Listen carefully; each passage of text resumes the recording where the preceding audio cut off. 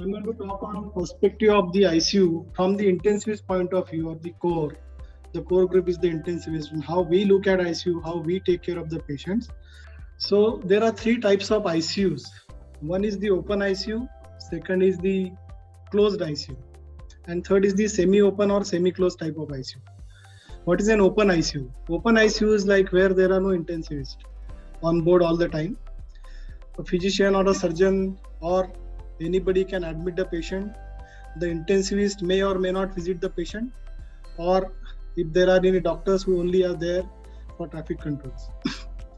Then there is a closed ICU which is actually manned and authorized by intensivists. Like intensivist is the in charge of the ICU, the patients are admitted under the intensivist, and the patients are taken, the whole responsibility lies with the intensivist consultant, and the rest of the physicians, surgeons, whoever is required, specialists, they visit. Now there are some advantages with these closed ICUs, right? So the closed ICU has been shown to have a better mortality. In terms of mortality, they do better. There is better coordination when they with the intensivist-led ICUs. There is cohesive treatment strategies and more efficient use of resources. But it is very difficult to manage a closed ICU. Sometimes the intensivists become too enthusiastic about managing patients, and then they don't call specialists even if they are required. That is one of the drawbacks. But overall, the mortality benefits are better. The cost effectiveness is better, though the invasive lines are more put in the closed ICUs, but at the same time, length of stay and mortality is better. With open models, there is less conflict. Admission physicians or surgeons may be better familiar with the patients. The other advantage with it is that the patients are more known to them, and the patients can follow up, or the physician or surgeons can follow up with the patients. Vice versa, the patients can follow up with them. It is very difficult to have a closed ICU settings in India.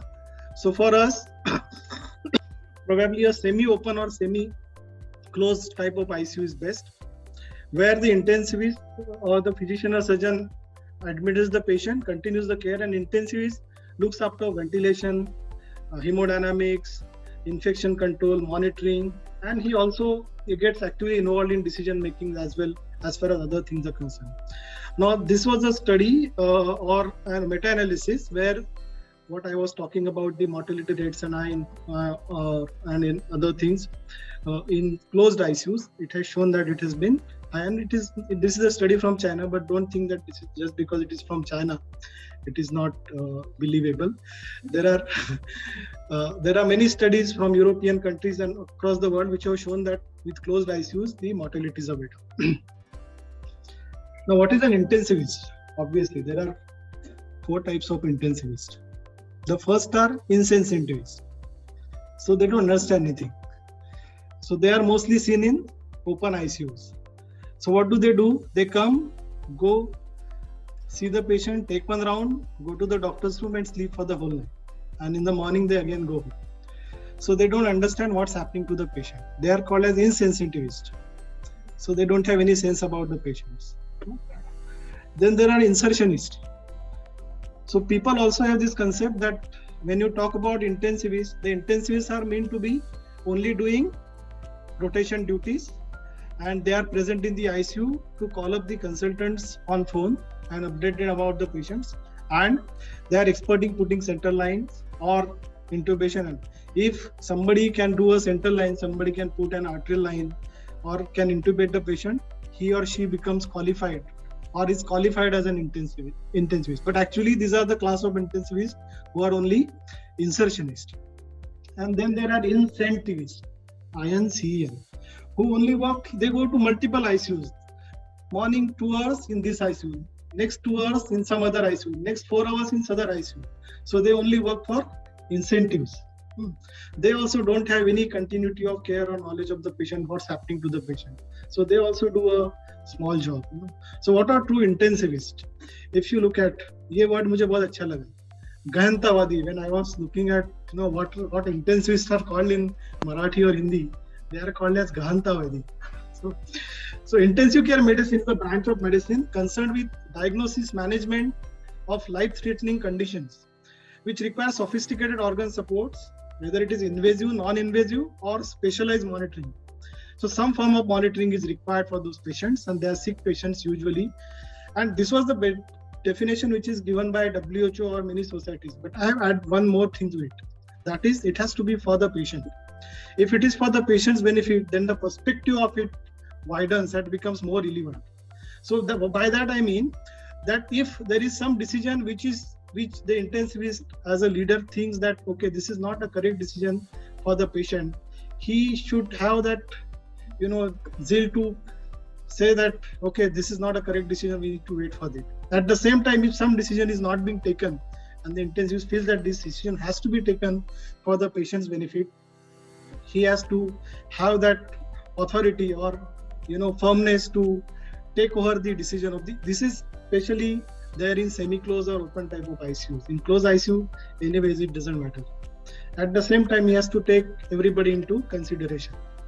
So what the intensivist does, rather than focusing on specific body systems like cardiologists, pulmonologists, or neurologists who are specialists of one particular specialty, the intensivist takes comprehensive approach to caring. That is an intensivist. So right from the head to toe, whatever, whether it's a skin problem, whether it is a neurological problem, like a neurologist may not be very efficient in managing a pancreatitis. Even for some patient who has come with stroke and develops a pancreatitis, the intensivist comes into a picture till the gastroenterologist ropes in, physician ropes in, and so on. So that is what an intensivist is, and that is what the intensivist should be like. And this breed of doctors called intensivists were not very well known before 2 years, and thanks to this Corona and Baba got together. Now these breeds of doctors at least are known worldwide, that people know that there are some intensivists and these are called as ICU specialists and they are intensivists. Otherwise पहले ऐसा था कि people used to ask intensivist का मतलब क्या होता है. So intensivists are actually Mr. 360-degree players. They are like ABD Williams. किधर से भी बॉल आए तो they should be able to hit it on the leg side, on the off side, पीछे, sit down and switch hits and all things they should be able to do. What are the core competencies that 360-degree means what? Head to tail, as I said again. They are experts in resuscitation, initial management of acutely ill patients. And I will show you the data what we have done with those resuscitation measures in the next 1 or 2 slides. So they are very expert in, which means management of vasopressors, if required, airways, ventilation, oxygenation, fluids, and so on. And some intervention if they are required acutely to support the organs, like if the patient requires CRRT, patient requires intercostal drain, and many other therapeutic interventions that the intensivists they do and can do. They are also on rounds or at the same time help in diagnosis, assessment, investigations and monitoring and data interpretation. So the hail of investigations that are sent in the ICUs, the intensivist has to interpret everything. He has to look at the X-ray, he has to look at the EBG, he has to look at the potassium, electrolytes, each and everything. They are also well versed with some practical procedures. They are also should be well versed if it's a true intensivist or well versed, and they should be with disease management, various disease management in all specialties, especially the emergency management of emergency problems of those particular systems. They also look at the safety of the patient and the system management. So protocols, infection controls, patient safeties, patient falls, all these complications that they follow the bundles, they implicate the bundles and follow that. They are also expert and should be expert in perioperative care and should know all the surgeries or perioperative complications of all the surgeries or major surgeries which would come to your ICU, whether it is CABG or a neurosurgery or a transplant patient or even a debridement patient or an ulcer patient. They also give comfort to the family and to the patient in end-of-life situations. They are the most attached to the patient because they are there, especially patients who have a long stay or dying patients. So they take care of dying patients, they take care of dying families. Of course, all of us, we do all of the consultant, but the intensivists are more attached or sort of more tuned to the relatives because they are interacting more with them. They are also good at transport. So if a sick patient has to be transported from one hospital to other hospital, the intensivists take charge. Even a sick patient can be transferred with the presence of the good intensivists. And they have to have some professionalism as well. They have to respect religions. They have to show respect to the other colleagues, other consultants who are visiting the ICUs. They have to take into consideration their opinion, put our opinion, the intensivists, your opinion, and take a consensus decisions. You cannot have one person taking decision all the time. So everybody's thought process has to be respected. And then only you can have better outcomes. At the same time, education is something which is also a responsibility of the intensivist. And fortunately for us at our Jupiter Hospital ICU, we have a DNB program post MD. So we have diploma courses as well as DNB in critical care. So as I was talking about, these intensivists are very well serviced with the initial resuscitation and management. So this is our CPR data, code blue data. So these are the patients who had an arrested situation or arrest-like situation in the ward, and we sort of ran in and saved their lives, or tried to save lives. So in last 7 or 8 years from 2014, we have attended as a team, our team has attended around 500 CPR situations where the patient had arrested, and we had to give them cardiac massage and do all the resuscitation.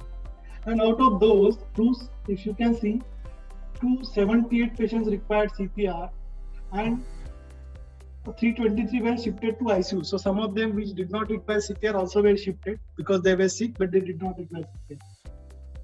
So out of those, 212 patients have survived. 212 patients have expired. 60, but that is also a good number. We'll come to that again. That's a pie diagram and a graphical representation of the same. ECMO data, I'll come to that again next, but look at this slide. Now, I don't know whether I can have a pointer. Do we have a pointer? Anyways, so the first column tells you about the number of patients survived post CPR. That is after the patient had a code blue in the wards, and this data doesn't include patients who required CPR or had arrest in the ICU or in the casualty. It is only in the wards or periphery of the hospital, in our hospital, in-house.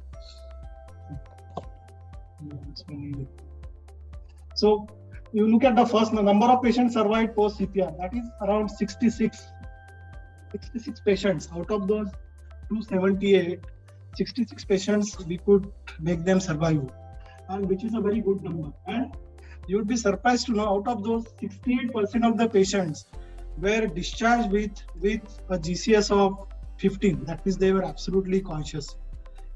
And you look at the average time that we have taken, average time for response. So whenever there is a ring of code blue, within 2 minutes our team is there. The average time of response every year, an average data is less than 2 minutes. So within less than 2 minutes, our team is there, and that is why we are seeing such good numbers. If we compare with international standards, below slide, international hospital survival percentage is around 17 to 20%, and ours is around 24%. So here we have beat the international standards. And that is data for 7 to 8 years from 2014. So that's last slide, ECMO. We have also done, we are doing regular ECMOs, except for the COVID time, we have not done that one. But in last 4 years or so, we have done 13 ECMOs, and 3 of our patients have survived till discharge, and they are still alive and doing well. One of the patient had come out of the ECMO, but then later he died with infection. So that is also around 30% of survival that we had on ECMO. ECMOs are the most, patients who are on ECMOs are the most sicker patients. Now coming to how do we manage all those things? As I said, we are a 360-degree people, very intensive. It's not me, anybody who is working in the ICU. 360-degree players means what? You need to take care of all the systems and so many things that are happening in the complicated patients. How do we do that? So we have protocols and things. So one of the simple mnemonics for taking routes in ICU is fast hug SBID, fast hug SBID. So we always compare, especially I do compare ICU with the aeroplane, because in aeroplane you cannot take chances. You have to have a checklist. You have to tick every number. Unless and until that, the aeroplane doesn't fly. Many people's lives are at stake when the aeroplane flies up, and anything go wrong, the plane can crash. Similarly, in the ICUs also, you have checklist and protocols, and you have to go through everything. So how do we go down? We look at the feeding, F for feeding and fluids, A for anesthesia, sedation, sensorium, T for thromboprophylaxis. This is all for ventilated and sick patients. Head up position, look at the hemodynamics, what's happening, ulcer prophylaxis, glucose control, spontaneous breathing trials of the bowel bladder habits, I for inhaler. So all these things systemically go, and after that we also look at the systemic examination. Some things which I wanted to tell many times: noise levels in the ICUs. That is the single most reason why patients develop confusion and delirium. And what are the permissible limits? The average permissible limits by WHO is around, in the night is 30 dBs, and in the day is around 35 dBs. And that, if you compare with what is the voice of 35 or 30, it is with close whisper. Closely, if you are whispering somebody in your eyes, that is the, but the maximum that you can go up to is around 40 to 50. But what has been found in 50 in the daytime and 40 in the night time? What are the facts? In different studies, what has been found is the average noise levels in the ICUs is around 60 decibels in the day and 50 in the night, and maximum going up to around 90 or so. What is 90? 90 is when you are standing on the highway traffic. So that is the noise level that we have in the ICUs across the world. Fortunately, we don't have data in our ICU. Probably this would come to 110 or maybe more. And if night, so it will be even 60, 70. And then we wonder why the patients are confused and delirious, but we now take care that, try to decrease the voice, as well as we give them anxiolytics or sedatives at night to make them sleep. The second thing is, the other point is fever in the ICU. Whenever there is fever, it's our knee-jerk reaction to, start patient on antibiotics. Every fever is not an infection. There are many causes, non-infectious causes of fever in the ICU. This is the list of causes that can happen to a patient and give rise to fever, or sometimes even increase WBC count. So prescribing antibiotics should not be a knee-jerk reaction. You have to think when you are prescribing antibiotic, analyze whether your decision is correct, then prescribe it. And prophylaxis antibiotics, by and large, except for surgical prophylaxis, that 2 to 3 doses to 2 doses, and neutropenic patient doesn't have a role. So prophylaxis, even for viral infection, if somebody has a GI bleed, comes with an ulcer, why does he require antibiotics? He doesn't. He just come with a duodenal ulcer. So so on and so. Somebody who has come with a stroke and has aspirated little, every aspiration is not infection. So you have to think twice, thrice before you are starting the antibiotics. But if it is required, you don't think. You immediately give the antibiotics, like if you are suspecting or if patient is in sepsis or septic shock. Other thing, weaning and extubation. Some doctors are in a hurry to extubate the patients. Always they are like, "Aaj extubate kyun nahi hua, kal kyun nahi hua?" Why there is a delay in extubation? I'll tell you, the data suggests that if you extubate the patient prematurely, re-intubation is more dangerous. There is no harm in waiting for a day to extubate if the patient is not fit for extubation. If you want to err, you should always err on a positive side. That is what our thought process is. So for intubation, if you think that a patient needs intubation, intubate it. You can always extubate the patient if your decision was not very correct. It is never wrong, I'm telling you, if you intubate the patient. But if you don't intubate the patient when it is 50-50, you can be on a wronger side. But if you intubate, you will always be on a right side. Intubate, you can extubate him after 2 doses or 3. It doesn't matter. Now, if the patient is prematurely extubated, the patients might get re-intubated. With re-intubation, the mortality increases. The chances of infection even further increases. And patient becomes more sick, because you would have tried non-invasive ventilation, you would have tried hard-con oxygen, you would have tried to defend your decision. Sometimes even many of our colleagues try to do that, surgical patient. It is very difficult to accept that, we need to just prolong things. So whenever you are in doubt or on the positive, if you think you should wait for extubation, wait for a day. Doesn't matter. Similarly, shifting patients from the ICU and taking them in the ICU. If you have a doubt, you find is tachycardic, looks sick, shift them to the ICU. What is down? If after a day or two, if they stabilize, they can be shifted back to ICU again. Similarly, when you are shifting patients out of the ICU, the same thing applies. If the patient is sick, somebody who has a ventricular tachycardia in the morning at 9 o'clock, and you say 2 o'clock shift the patient, that's not correct. That's not safe for the patient. Don't try to be a financial minister of the patient. So there might be financial problems, but if the life is lost, the whole finances of the family is lost. So we need to be more responsible in that terms. So let the patient be stabilized for 24 hours, and then you can always shift the patient. So ultimately, ICU is a teamwork, and it goes with a lot of mutual respect. Because we run a semi-closed or semi-open type of ICUs in India, it has to be for the mutual benefit for the intensivist as well as the consultants, and the most importantly, the common goal has to be a patient, which is always there.